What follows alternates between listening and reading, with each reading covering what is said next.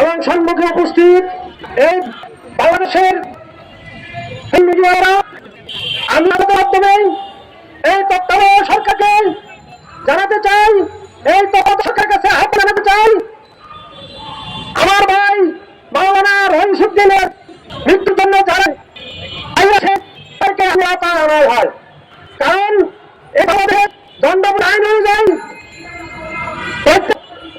বিচার হওয়ার অধিকার, বিচার অধিকার আছে, প্রত্যেকের হওয়ার আছে।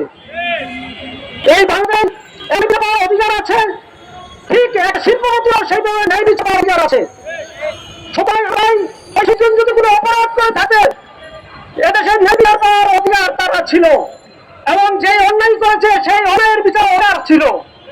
কিন্তু দুঃখের পরিতাপের বিষয়, এদেশে আইন থাকার পরে এক শ্রেণীর কুলাঙ্গার আমার ভাইকে নির্মমভাবে হত্যা করেছে।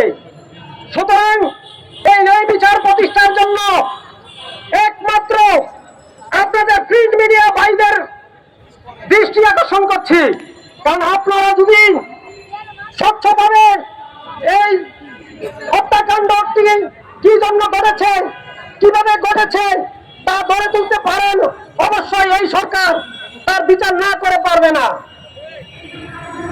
2022 সালে যে আইন নতুন করে যে আইন করা হয়েছে, সেই আইনে আছে আপনাদের প্রিন্ট মিডিয়ার মাধ্যমে যে তথ্যগুলো যাবে, আদালত সেই তথ্যগুলো বিচার বিশ্লেষণ করে ন্যায় বিচার প্রতিষ্ঠার একদম অনন্য দৃষ্টান্ত স্থাপন করেছে এবং করতেছে।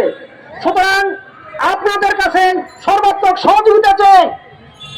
আমি আমার এই অগোছালো বক্তব্য এখানে শেষ করছি। আসসালামু আলাইকুম ওয়া রাহমাতুল্লাহ।